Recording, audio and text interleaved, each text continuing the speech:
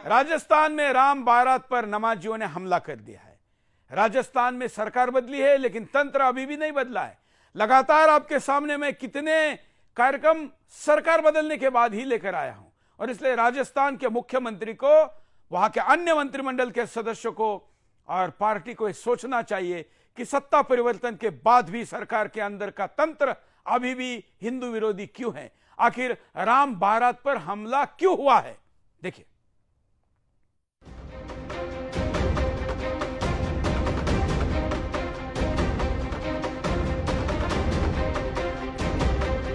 राजस्थान के कोटा जिले के कैथून कस्बे में जिहादियों ने जमकर उत्पात मचाया।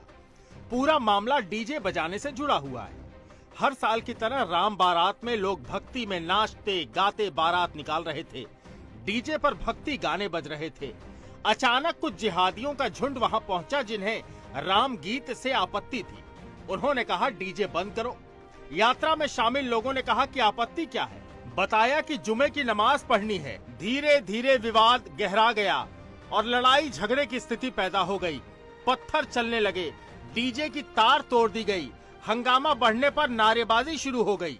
घटना की जानकारी मिलने पर भारी पुलिस बल मौके पर तैनात किया गया, जिसमें पुलिस ने लाठी चार्ज करके भीड़ को तितर बितर किया।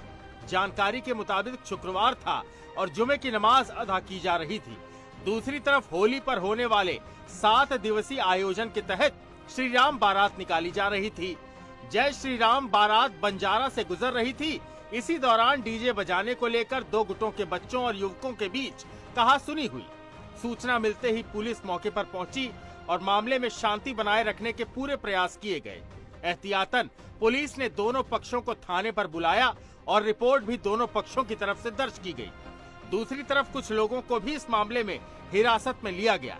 इधर विश्व हिंदू परिषद के सह प्रांत मंत्री योगेश रेणवाल का कहना है कि राम बारात के बाद लाठीचार्ज करना निंदनीय है। प्रशासन अगर कार्रवाई इस मामले में नहीं करता तो कैथून कस्बे को बंद किया जाएगा। ये निर्णय सर्व समाज मिलकर करेगा। Bureau report, Sudarshan news.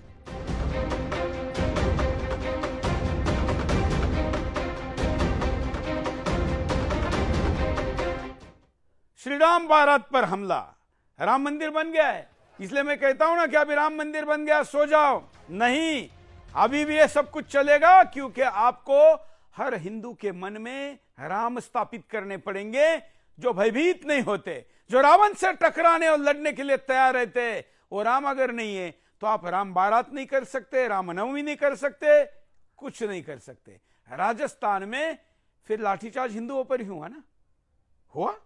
और क्यों हुआ भाई?